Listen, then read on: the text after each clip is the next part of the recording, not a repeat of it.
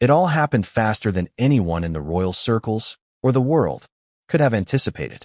One minute, Sarah Ferguson, the Duchess of York, was living in relative comfort at Royal Lodge, surrounded by decades of memories, family ties, and the echoes of her high-profile life alongside Prince Andrew. The next, she was told she had to leave. Evicted. No warnings, no negotiations. Just a letter from the palace that changed everything. But what really drove this unprecedented move? Was it simply a matter of Andrew losing his royal privileges? Or was there a deeper, more calculated motive behind King Charles's decision to strip Andrew of his remaining titles and, by extension, strip Sarah of hers as well? Before we continue, please hit the like button, subscribe to the channel, and turn on the notification bell for updates. Think about that for a moment.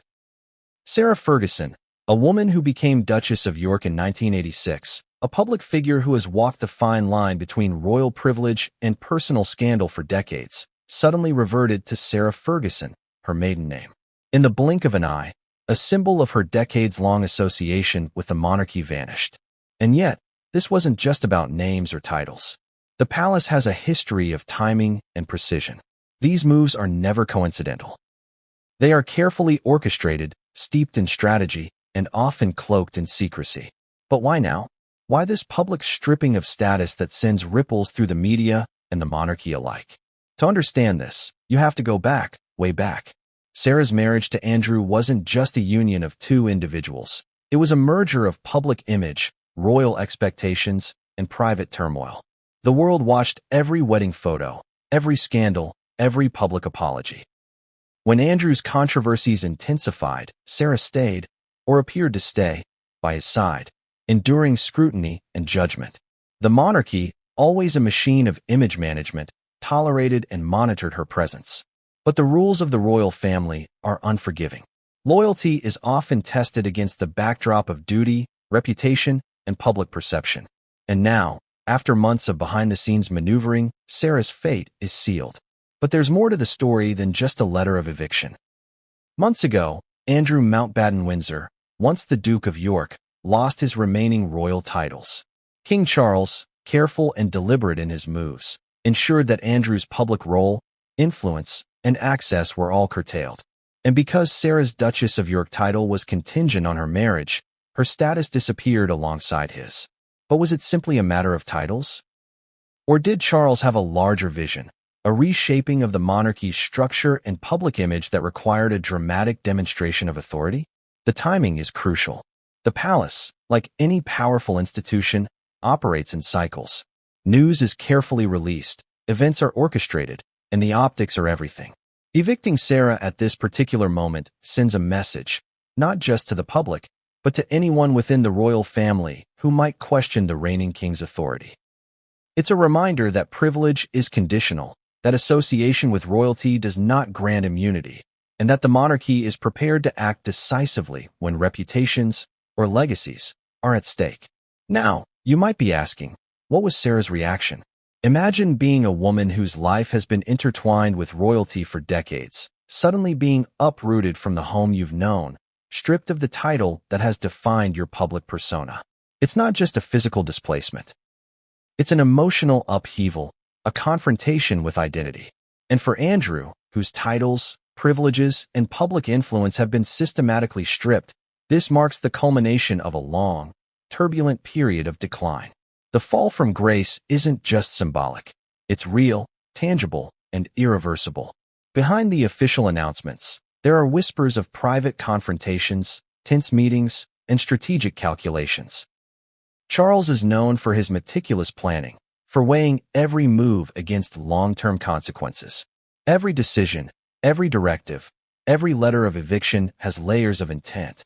Some insiders suggest that Andrew's removal from Royal Lodge and the revocation of Sarah's title were part of a larger plan to consolidate power within the monarchy, ensuring that the next generation, William and his siblings, have a clear path forward without the lingering controversies of the previous generation. Yet, even as the public digests this news, there's a question that lingers. What will Sarah do next? The woman who once captivated the world with charm, grace, and occasional scandal now faces a future defined by uncertainty. Will she retreat from public life entirely? Will she mount a legal or social challenge? Or has the palace calculated so precisely that her options are limited, her narrative controlled? These are questions that no official statement can answer, and it is this uncertainty that grips the public imagination. The emotional stakes are undeniable. Sarah's life has been lived in the glare of public scrutiny. Every smile, every tear, every appearance has been documented, analyzed, and dissected. But the eviction and the loss of her title are different. These are not moments she can recover from through public appearances or interviews. They strike at the core of her identity, her connection to royalty, and her place in a world that has both adored and criticized her. And in a monarchy that thrives on symbols, the disappearance of the Duchess of York from Royal Lodge is a statement in itself, a statement that carries weight, meaning, and intention. And yet, there's a deeper layer to all of this, one that most people aren't seeing. The palace doesn't act on impulse. Decisions like this are calculated with an eye toward the long game. There are financial implications, property negotiations, and questions about legacy. There are alliances within the family that shift quietly, without public acknowledgement. And there are personal relationships tested in private chambers, far away from the public eye. Every eviction, every revocation of title, every public announcement is a thread in a much larger tapestry. A tapestry that reveals King Charles's vision for the monarchy in the 21st century. As we prepare to unravel this story, it's important to remember that nothing about this eviction and title removal is as simple as it appears. There are secrets behind closed doors, motives hidden beneath layers of protocol, and consequences that may only become visible months or even years from now. And while the public focuses on the drama, the eviction, the lost titles, the personal heartbreak, there is an underlying strategic calculus at play, one that could reshape perceptions of the monarchy forever. So what really happened? Why did Sarah Ferguson, Duchess of York, lose her home, her title, and, in a sense, her place in the royal narrative? How did months of planning culminate in this shocking announcement? And what does this mean for Andrew, for Sarah, and for the monarchy as a whole? These are the questions we will explore, chapter by chapter, uncovering the hidden motives, the private confrontations, and the decisions that have led to this pivotal moment in royal history. It started quietly, almost imperceptibly.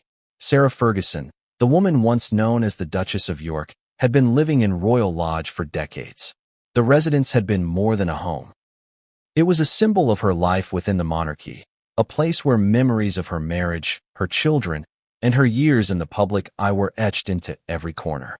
Yet, behind the doors of this stately estate, decisions were being made that would abruptly end her life there. The notice of eviction arrived like a thunderclap. No prior warning had been issued to the public or to Sarah herself. One day she was residing in the familiarity of her home. The next, she faced the devastating reality of being asked to leave. The palace's letter was curt, professional, and coldly detached. It referenced Andrew's loss of his remaining titles, the formal restructuring of royal privileges, and the resulting change in Sarah's status. But to the casual observer, this might seem like a simple administrative procedure. To Sarah, it was personal. Her identity had been wrapped up in the Duchess of York title for almost 40 years. Every public appearance, every charity event, every media story, her identity was entwined with that title. And suddenly, she was no longer the Duchess. She was simply Sarah Ferguson. The world would soon catch wind of this shocking turn of events, but inside the palace walls, it had been months in the making. King Charles, meticulous and calculating, had watched the developments surrounding Andrew carefully.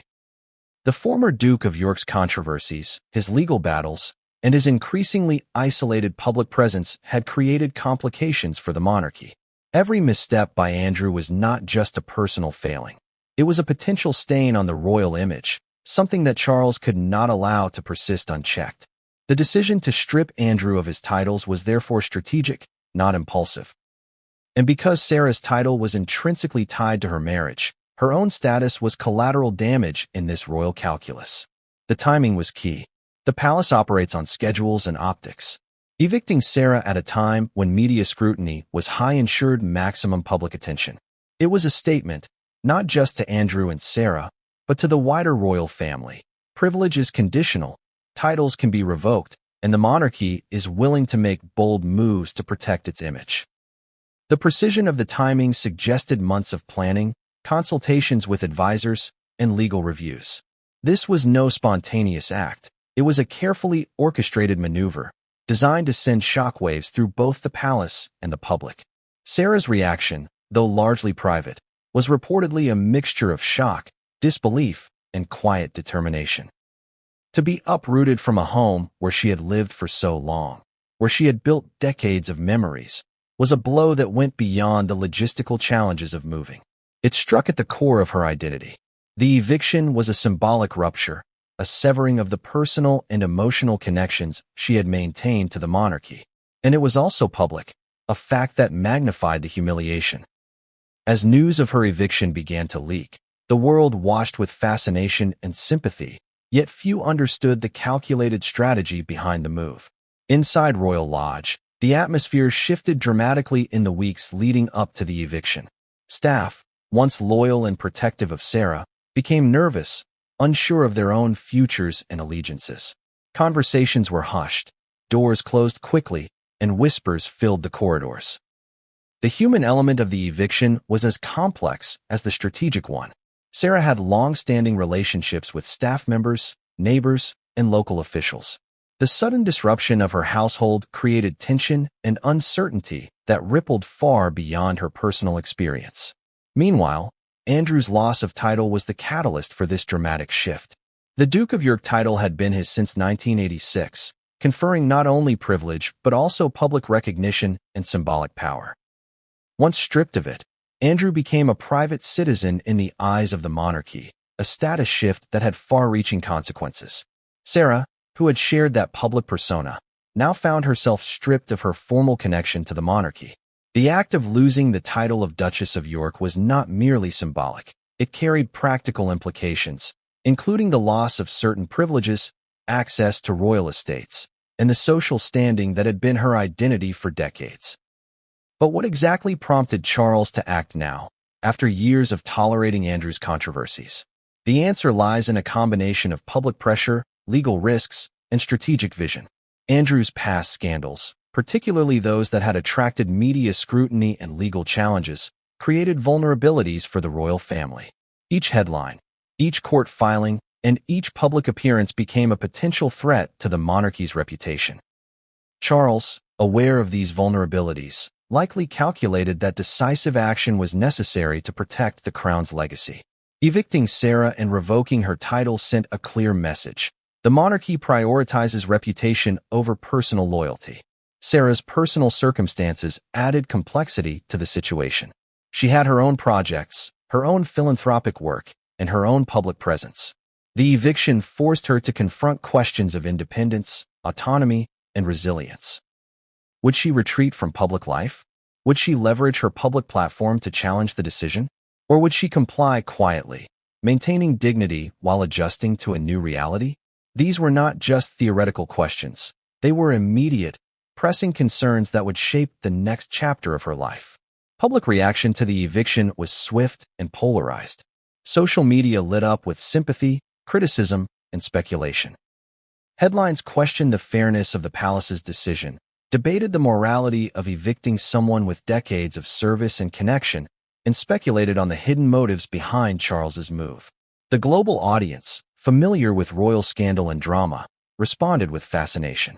Every tweet, every article, and every broadcast amplified the tension, ensuring that Sarah's eviction became not just a personal story but a public spectacle. Yet, behind the media coverage, the strategic layer remained largely invisible. Charles's decision was not a mere response to public perception. It was a calculated maneuver designed to reinforce authority within the royal family.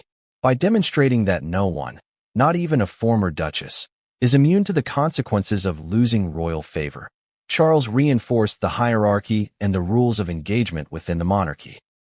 The eviction was as much about messaging to insiders as it was about managing external optics. The palace's approach to the eviction also revealed a deep understanding of symbolism. Royal Lodge, more than a residence, is a powerful symbol of continuity, status, and identity. By removing Sarah from this estate, Charles was sending a message that titles and privileges are contingent, that symbols of the past do not guarantee security, and that the monarchy is prepared to take decisive action when necessary. It was a gesture steeped in both personal consequence and institutional strategy, a reminder that the crown's authority extends beyond tradition into the realm of direct action. As the eviction unfolded, the human stories behind it became apparent. Staff members who had served Sarah for decades faced uncertainty. Neighbors speculated on her next move. Charitable organizations, accustomed to her support and presence, wondered how her transition might affect ongoing projects. The ripple effects of the palace's decision extended far beyond Royal Lodge, touching lives in ways that were both visible and invisible. Every decision in a royal household, especially one as high-profile as Sarah Ferguson's, creates consequences that reverberate through families, communities, and institutions.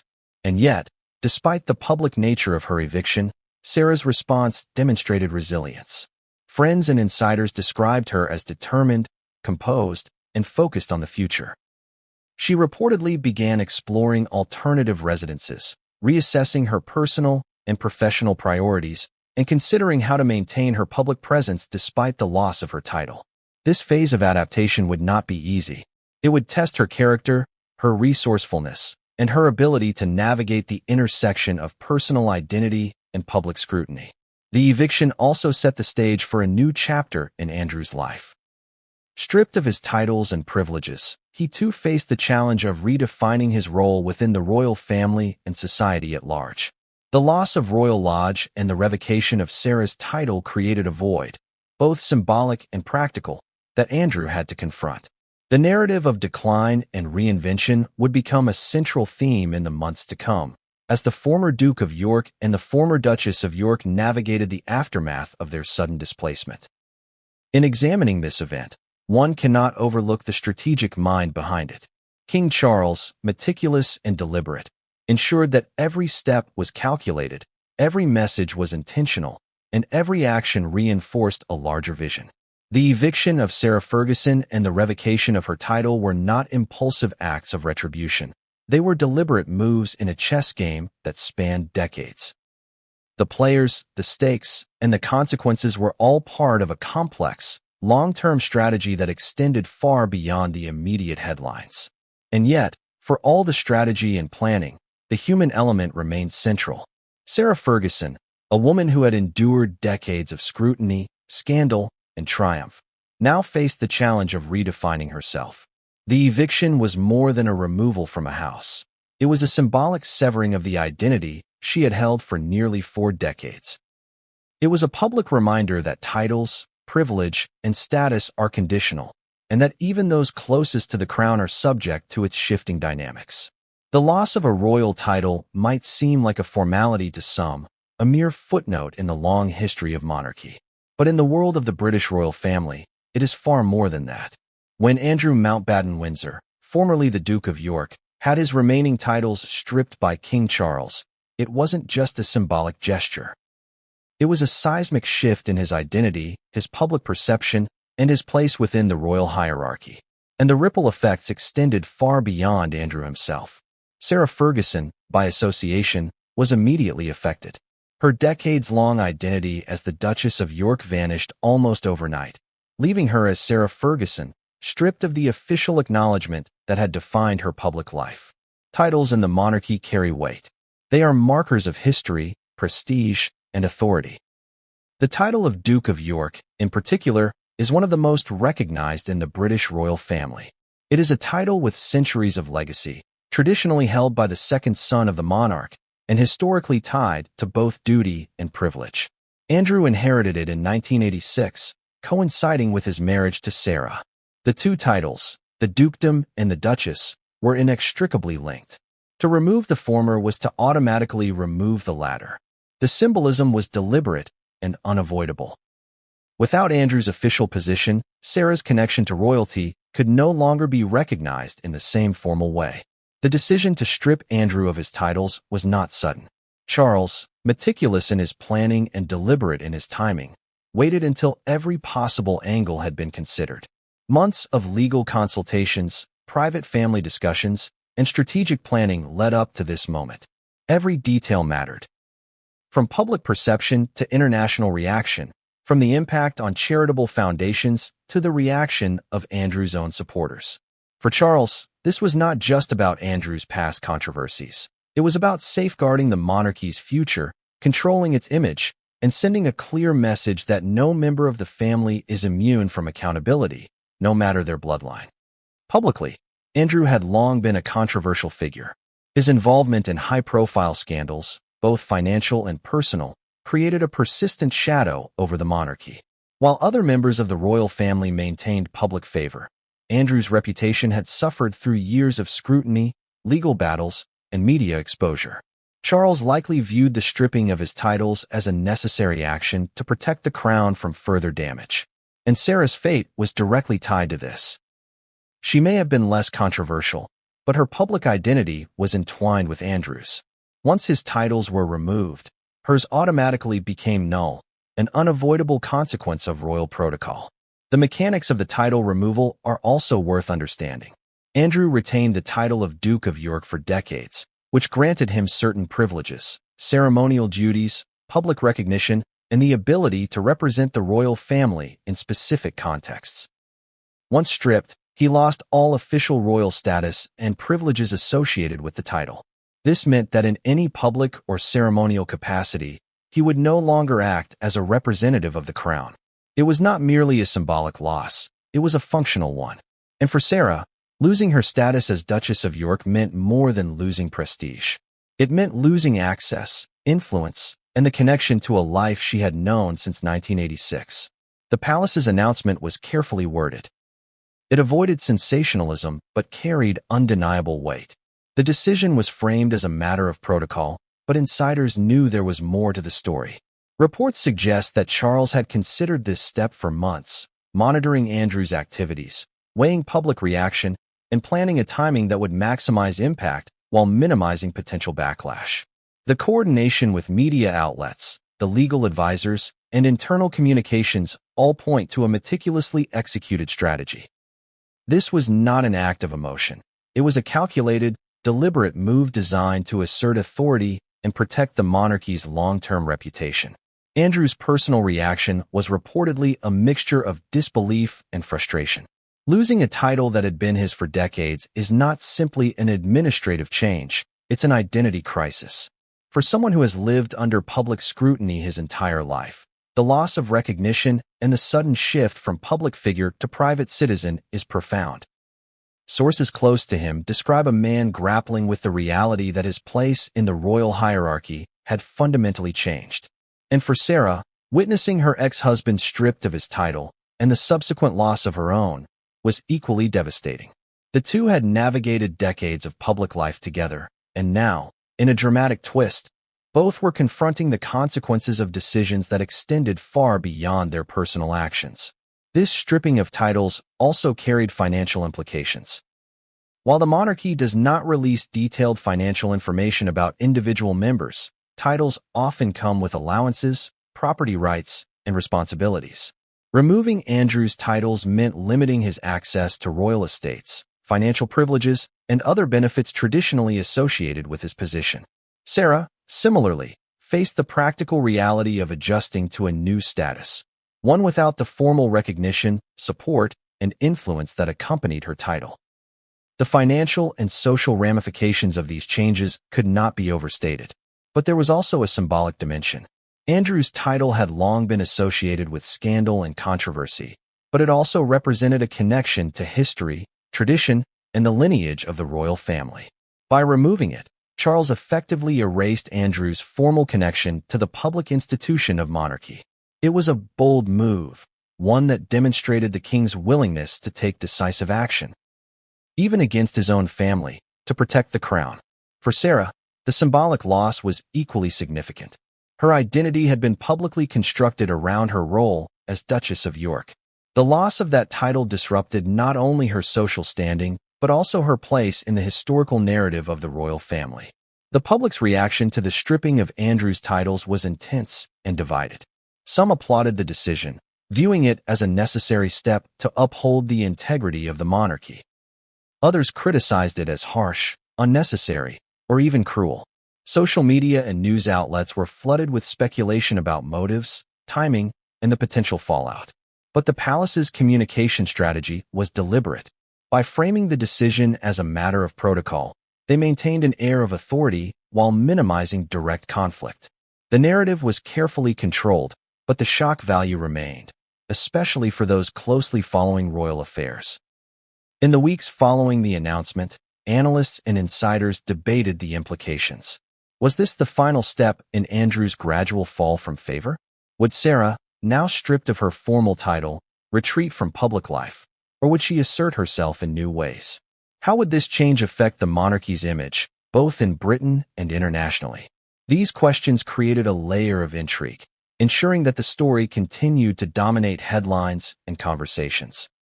The loss of titles was not just a personal story. It became a lens through which the public examined the dynamics of power, loyalty, and reputation within the royal family. Even as the public absorbed the news, the palace was already considering the next moves. Removing Andrew's titles was only the beginning.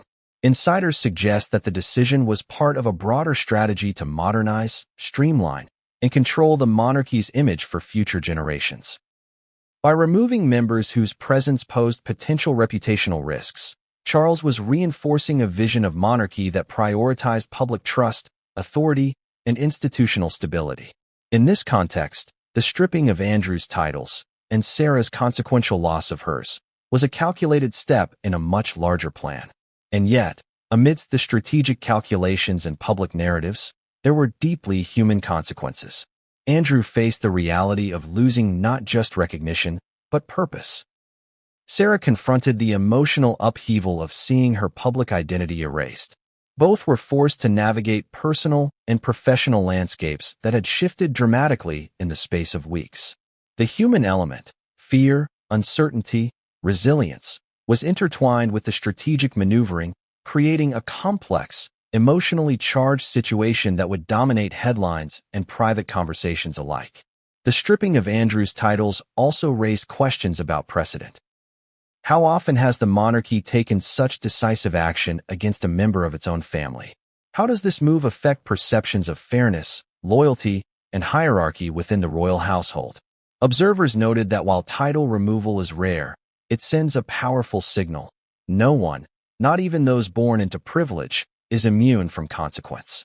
For Sarah Ferguson, this message was doubly personal.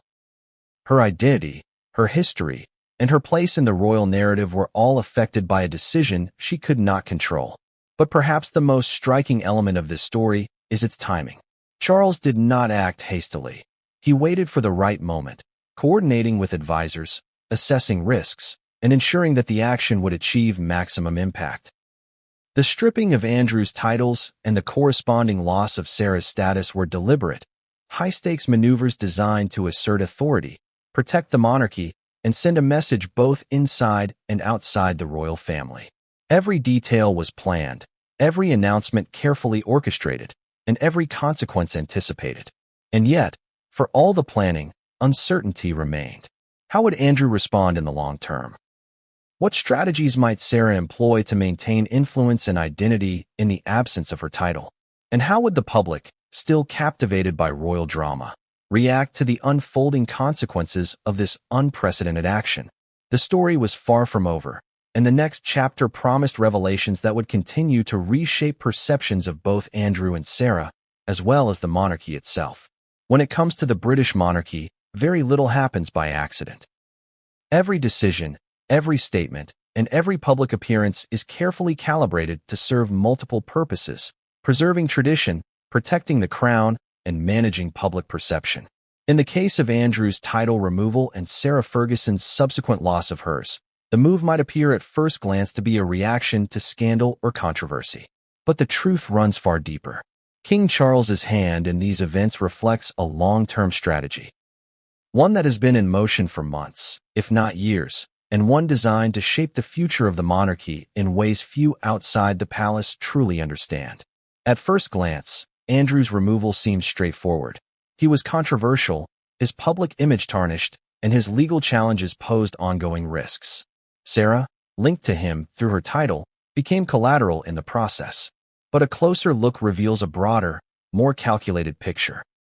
Charles is not a man who makes impulsive decisions based solely on emotion.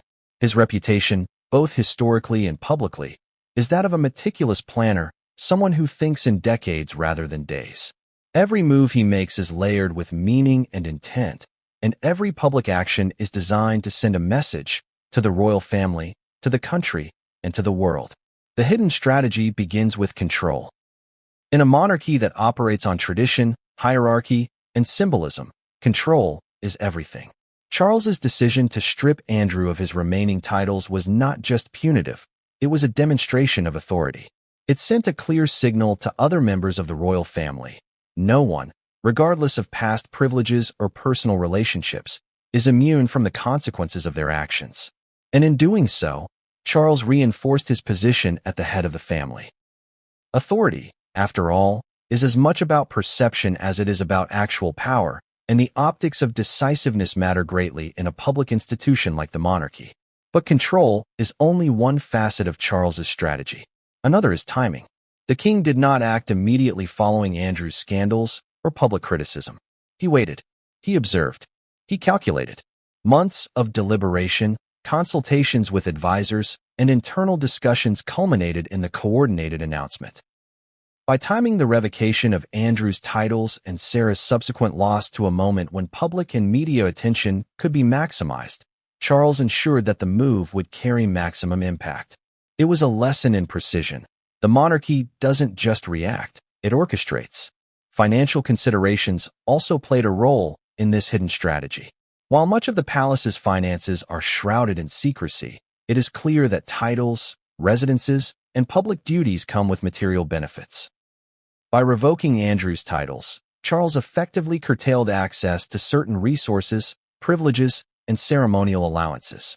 Sarah's eviction from Royal Lodge further reinforced this recalibration of resources. What might seem like a personal or symbolic action is, at its core, also a strategic redistribution of influence and assets, aligning power and privilege with loyalty, utility, and the long-term vision for the monarchy.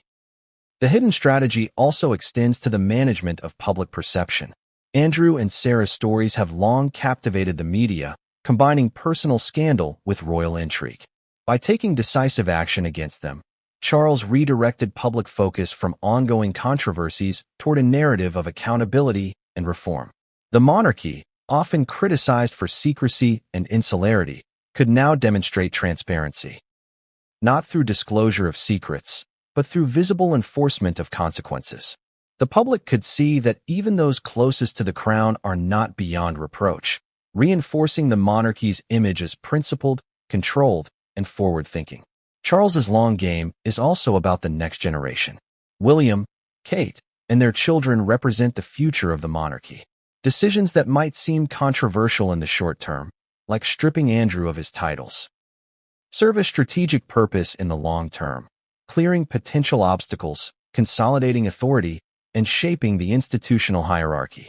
By removing members whose presence could undermine public confidence or complicate succession narratives, Charles is effectively safeguarding the monarchy for future generations. Every move is designed to position the crown in a stronger, more stable place, both politically and publicly. Inside the palace, the planning behind this strategy was extensive. Advisors, legal teams, and communications specialists were likely consulted at every stage. Scenarios were analyzed, risks assessed, and contingencies prepared. Even Andrew's potential responses would have been considered. How would he react publicly, privately, and legally? How might Sarah respond? How would the media interpret these actions? The precision with which the timing, messaging, and execution were handled suggests a level of strategic foresight that few outside the palace could match. But there is another dimension to Charles's hidden strategy: messaging to the royal family itself. Family dynamics within the monarchy are notoriously complex, influenced by personal loyalties, rivalries, and historical grievances. By making such a decisive move against Andrew, and indirectly against Sarah, Charles reinforced the principle that family members are accountable to the crown's authority above all else. Loyalty and proximity to the monarchy are not sufficient to protect individuals from consequences. The eviction and title removals serve as a clear demonstration of this principle, sending a strong internal message. The crown's authority is paramount. There is also an element of narrative control in Charles's approach. Public perception of Andrew's and Sarah's actions had long been filtered through media reports, gossip, and speculation.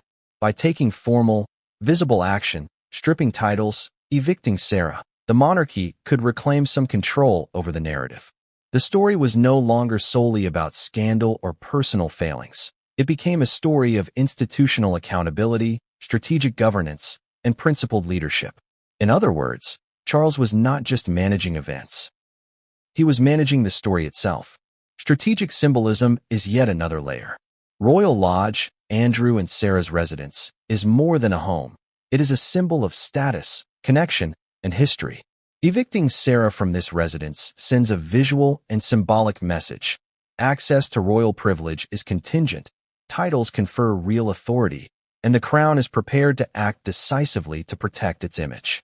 In the eyes of the public, the eviction dramatizes the consequences of losing royal favor. Within the family, it reinforces hierarchy, discipline, and accountability. Charles's strategy is as much about perception as it is about action. Charles's long game also accounts for uncertainty and risk. Every action carries potential backlash, public criticism, media scrutiny, or family conflict. By carefully coordinating the timing, messaging, and execution, Charles minimized these risks while maximizing impact. He anticipated reactions, weighed potential scenarios, and planned contingencies. The eviction and title removals were therefore not reckless. They were the result of deliberate, calculated foresight. It was a move designed to be impactful, defensible, and strategically sound, both internally and externally. Yet, for all the strategic brilliance, the human element remains central. Andrew and Sarah are not simply chess pieces. They are individuals with emotions, histories, and personal stakes. Their reactions, private struggles, and public statements all add layers of complexity.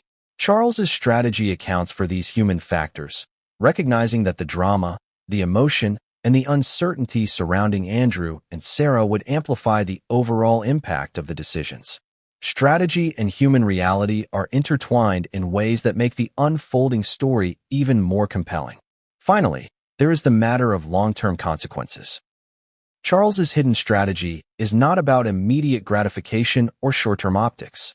It is about shaping the monarchy's future, preserving authority, and ensuring continuity. By taking decisive action now, he reinforces principles of accountability, clarity, and governance that will influence public perception, internal dynamics, and institutional legacy for years to come.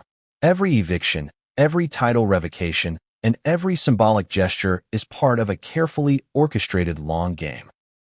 One that extends beyond Andrew, beyond Sarah, and beyond the immediate headlines. And as the world watched Sarah Ferguson leave Royal Lodge and Andrew confront the loss of his titles, the subtlety of Charles's strategy became apparent. He had acted decisively, orchestrated meticulously, and ensured that the consequences were both visible and lasting. The monarchy, in all its complexity, had asserted control, reinforced authority, and signaled a new era of accountability and precision. The long game was in motion, and the players, both royal and public, were just beginning to understand the stakes. Royal Lodge has always been more than just bricks, mortar, and sprawling gardens. To the casual observer, it is a stately home nestled on the edge of Windsor Great Park, an elegant residence tied to centuries of royal tradition. But behind its ornate doors and manicured lawns, it has also been a stage for private power struggles, intricate financial negotiations, and battles over public image. When Sarah Ferguson received the eviction notice, Royal Lodge became the epicenter of a dramatic clash, a collision of personal history, institutional authority, and calculated strategy that few outside the palace could ever fully grasp. Sarah's connection to Royal Lodge began in 1986 when she married Prince Andrew. From that moment, the residence became her home, her sanctuary, and, in many ways, her public stage. It was where she hosted royal gatherings, entertained dignitaries, and cultivated her public persona as the Duchess of York. Every corner of the house bore the marks of her life: family photographs, personal mementos, and spaces carefully curated to reflect both her personality and her royal position. For decades, Royal Lodge symbolized not just privilege, but identity, security, and connection. Losing it wasn't simply a matter of moving. It was a personal upheaval with deep emotional resonance. The eviction, however, was as much about symbolism as it was about physical space. Royal Lodge represents status, authority, and continuity. By asking Sarah to leave, King Charles sent a clear signal. Access to such privilege is contingent upon compliance, loyalty, and the preservation of the crown's reputation. The removal of a former duchess from this iconic residence was unprecedented in modern times, and it dramatically underscored the consequences of falling out of favor. In a monarchy that thrives on symbolism, the act of eviction became a public statement about power, hierarchy, and control. Money was another critical dimension in this battle. Royal Lodge, like many royal properties, comes with maintenance costs, staffing, and resources that are closely managed and monitored. While Sarah and Andrew may have had access to the residence through their royal connection, the practical costs and management responsibilities were ultimately tied to their formal status. But the eviction was not merely a bureaucratic maneuver. It was also a clash of personal influence and image management. Sarah Ferguson has long been a master of public relations, cultivating an image that balances charm, vulnerability, and sophistication. Her eviction, however, removed much of the protective aura that the Royal Lodge had provided. No longer shielded by the formal association with Andrew's titles, she faced the media glare in a way that was direct and uncompromising. The palace, strategically, may have anticipated this shift. By relocating Sarah and removing the trappings of her former status, Charles effectively controlled the narrative. The Duchess was no longer a figure insulated by privilege, but a public figure whose story now intersected with broader questions of accountability and consequence. Inside Royal Lodge, tensions were palpable long before the eviction notice arrived. Staff members, who had long served both Andrew and Sarah, found themselves caught between loyalty and obligation.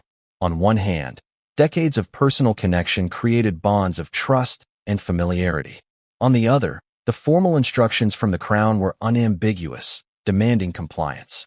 Staff became reluctant participants in a drama that blended authority with personal loyalty, highlighting the often overlooked human element of royal power. Every whispered conversation, every closed-door meeting, and every quiet adjustment in protocol was part of a subtle struggle to navigate competing loyalties while managing practical realities. The eviction also raised questions about power dynamics within the royal family. Royal Lodge is more than a residence. It is a locus of influence. Those who reside there are not only physically close to the monarchy, but also symbolically tied to its hierarchy. By removing Sarah, Charles effectively diminished her influence, signaling that proximity to power is conditional, not guaranteed. This act reverberates beyond personal relationships. It sends a message to other members of the family and the public alike about who controls access, authority, and the narrative of privilege. Public perception played a crucial role in this situation. News of the eviction and the loss of titles quickly dominated headlines, social media discussions, and broadcast segments. Analysts debated whether the palace's actions were fair or harsh, while royal commentators speculated on the motivations behind the move. The narrative quickly evolved from a personal story about eviction to a broader discourse about accountability, image management, and the evolving role of the monarchy in the modern era.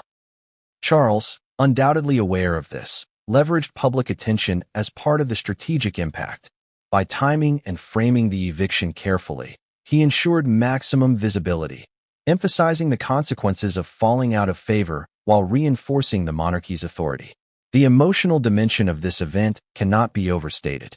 Sarah Ferguson, like any human being, faced not just the practical realities of losing her home, but also the deep personal and psychological impact. Royal Lodge was a repository of decades of memory, including the joys of family milestones and the sorrows of public scandal. Its eviction represented more than a logistical challenge. It was an emotional rupture, a confrontation with identity, status, and history.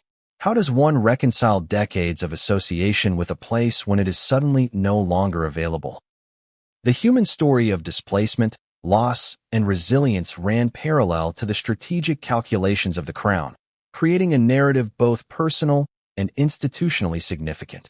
Financial negotiations were another hidden layer of the Royal Lodge story. Disputes over property, allowances, and entitlements often accompany such evictions, even in the context of royal protocol.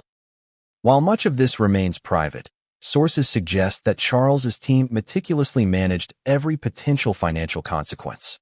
By controlling the resources, timing, and legal framing of the eviction, the palace ensured that there would be minimal ambiguity or loopholes. This attention to detail underscores the complexity of royal property management, where symbolism, personal history, and practical finance intersect in ways that few outside the inner circle could anticipate. But perhaps most intriguing is the intersection of image, media, and control. The eviction of Sarah Ferguson transformed Royal Lodge from a personal residence into a stage for public narrative.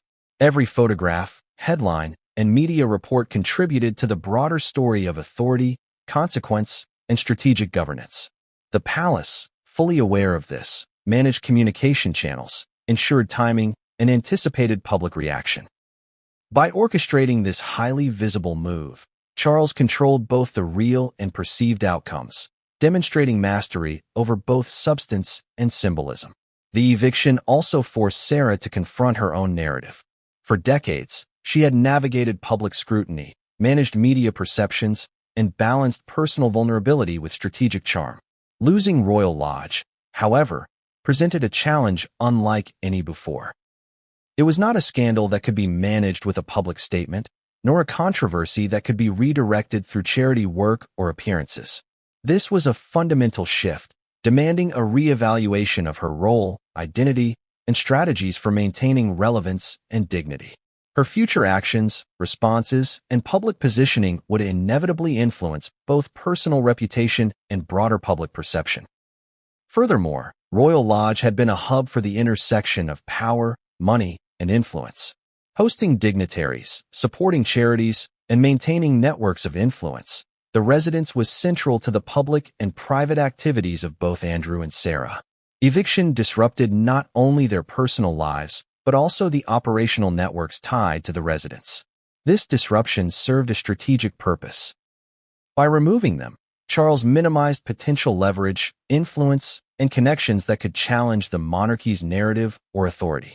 The eviction was, in essence, a tactical reset, a recalibration of control, perception, and influence. And as the eviction became public knowledge, questions swirled about the next steps. Where would Sarah live? How would she maintain influence without the symbolic power of Royal Lodge?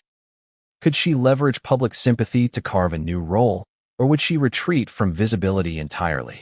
Meanwhile, Andrew faced similar challenges, confronting the reality of a reduced role, lost privileges, and diminished authority.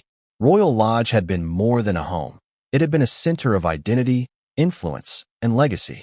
Its loss marked the beginning of a new chapter, one defined by negotiation, adaptation, and, for the palace, strategic triumph.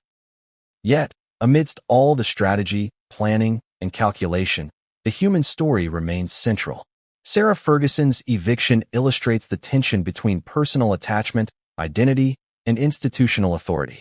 Royal Lodge, once a symbol of stability and privilege, became a stage for power, image management, and the exertion of royal authority. The events there encapsulate a story of displacement, strategy, and consequence, highlighting the intricate dance between personal life and public institution. When the news of Sarah Ferguson's eviction from Royal Lodge and Andrew's loss of his remaining titles broke, it didn't just ripple through the UK. It detonated across the globe. Headlines flashed across newspapers, online platforms, and social media feeds almost immediately. Duchess of York evicted. Palace strips Andrew of titles became a trending topic within hours. For the public, the story was irresistible, a tale of royal intrigue, personal downfall, and the raw exercise of power. But beneath the surface of sensationalist headlines, a much more complex narrative was unfolding. revealing the interplay of media strategy, public perception, and the monarchy's careful management of image. The first reactions came from social media, where ordinary citizens, royal enthusiasts, and critics alike weighed in with astonishing speed. Tweets ranged from sympathy. "Sarah has been through enough. Now they take her home too?" To schadenfreude. "Finally, Andrew and Fergie get what they deserve." Influencers, pundits, and journalists quickly amplified these sentiments, each interpreting the eviction through their own lens.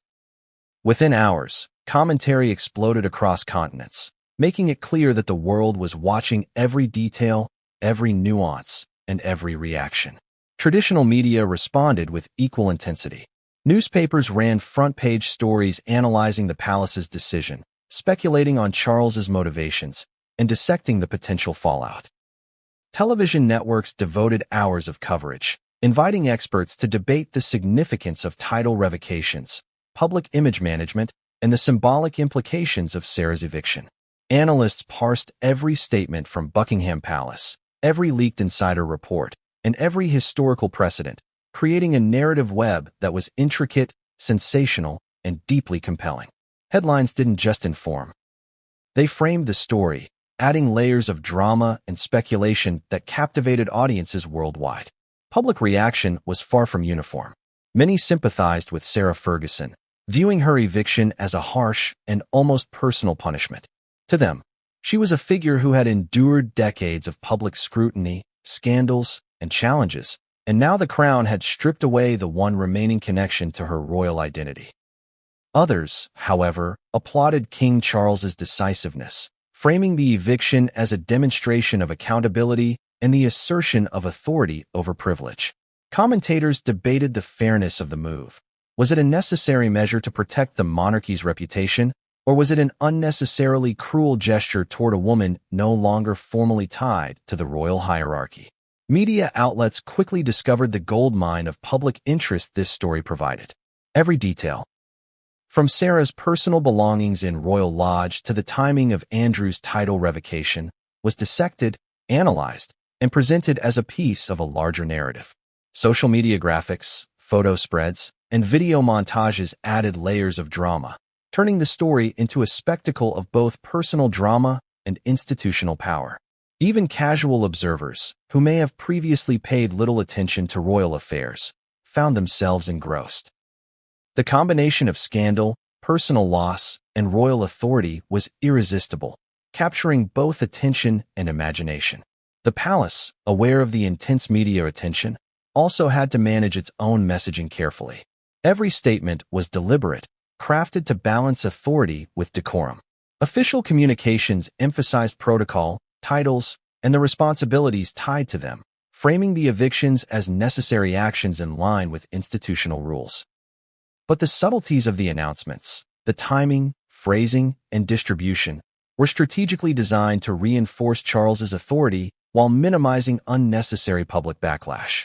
In other words, the palace was not merely reacting to the media frenzy, it was shaping it, ensuring that the narrative reinforced both the consequences for Andrew and Sarah and the strength of the monarchy. Celebrity commentators and royal analysts quickly added fuel to the fire. Appearances on talk shows, radio programs, and YouTube channels provided real-time commentary, speculation, and insider insight. Some focused on the emotional dimension, how Sarah might be coping with eviction, the impact on her children, and the personal toll of losing a home that had been central to her life. Others zeroed in on the institutional dimension, what Andrew's title removal meant for the monarchy, the precedent it set, and the strategic messaging behind the move. These combined perspectives created a multi-layered narrative that captured the public imagination while sustaining engagement over days and weeks. The global reaction was equally striking. In the United States, tabloids and entertainment networks treated the story with the same intensity as domestic UK media. Headlines emphasized scandal, loss, and the human drama behind royal protocol. Analysts compared the situation to historical royal controversies, drawing parallels to past evictions, title disputes, and public fallout. Across Europe, Asia, and Australia, audiences followed every development, eager to understand both the personal and institutional implications. In the age of digital media, the story transcended borders, becoming a global phenomenon that highlighted the enduring fascination with royalty, privilege, and personal consequence.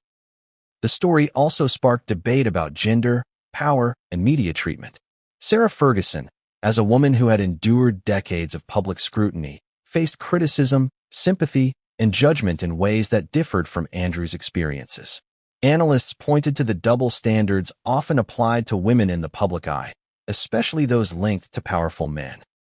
Eviction from Royal Lodge and loss of her title magnified these disparities, raising questions about societal expectations, media bias, and the intersection of gender and privilege. Conversations about fairness, identity, and institutional responsibility quickly emerged alongside the drama, adding layers of intellectual engagement to the spectacle. The media frenzy also fed into the public's perception of the monarchy itself. For years, the institution has navigated a delicate balance between tradition and modernity, authority and accessibility. By taking decisive action against Andrew and Sarah, Charles demonstrated both control and responsiveness. The public could see that the monarchy was not static. It was capable of enforcing rules, asserting authority, and making difficult decisions. Yet the visibility of these actions also invited scrutiny, criticism, and debate.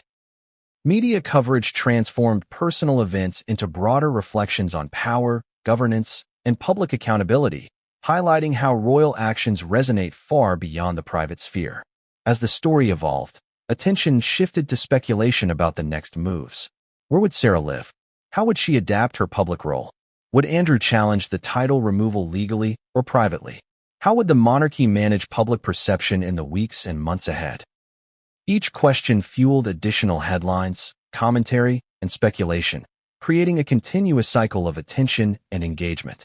The palace, media, and public were now locked in a complex narrative interplay, where each development was both consequence and catalyst, driving curiosity and retaining attention.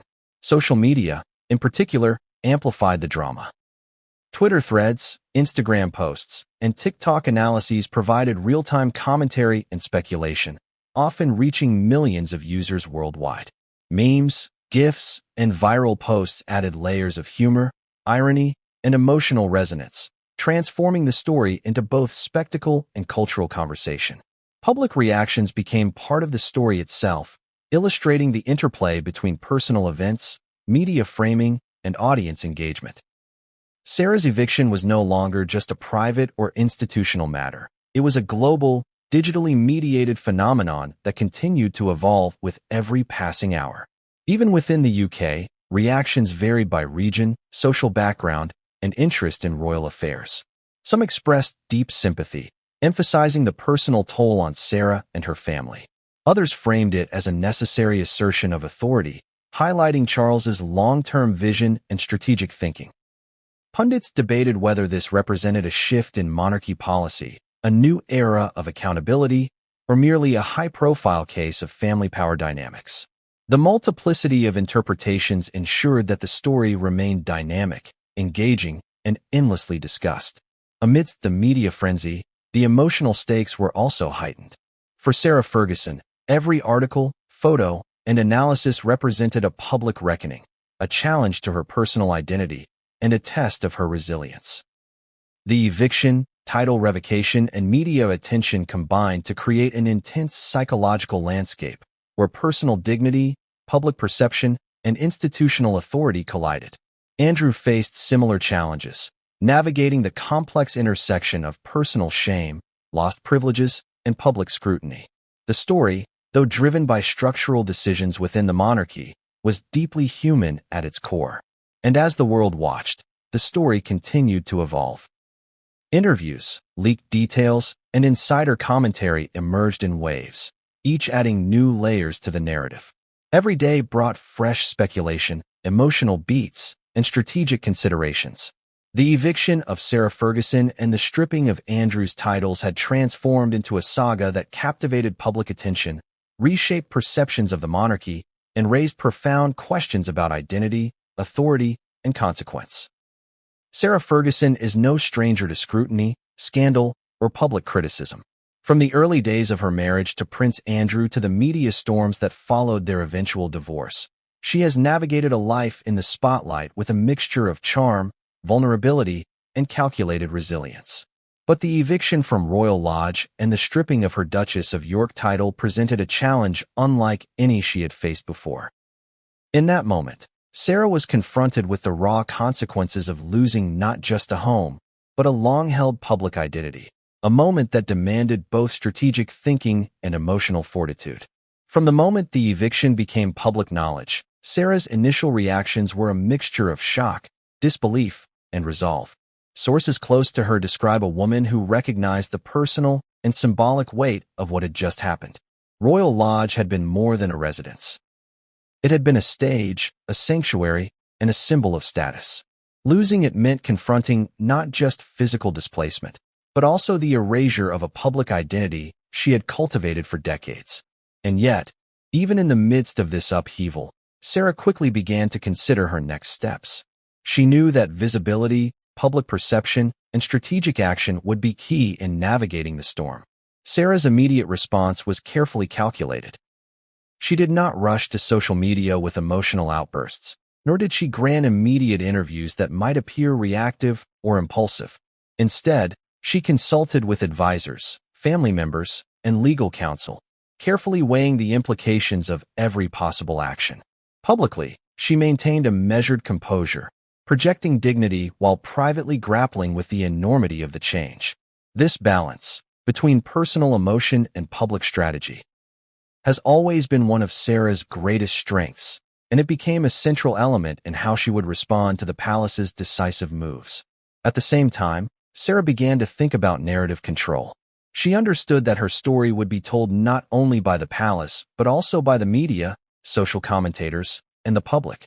If she remained silent, she risked being defined entirely by the eviction and the title stripping, events framed by institutional authority rather than personal voice.